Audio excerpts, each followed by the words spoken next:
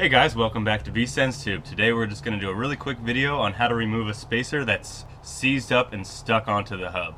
All you're going to need for this is a little torch like this that you can grab from your hardware store, and we'll get right into the video. I'm not afraid.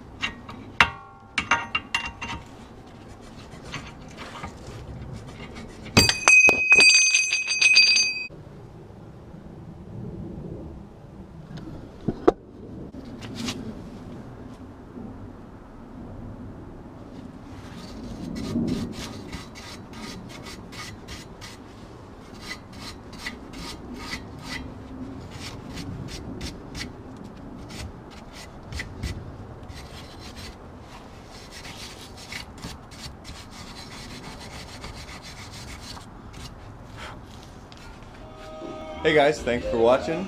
Comment, like, subscribe.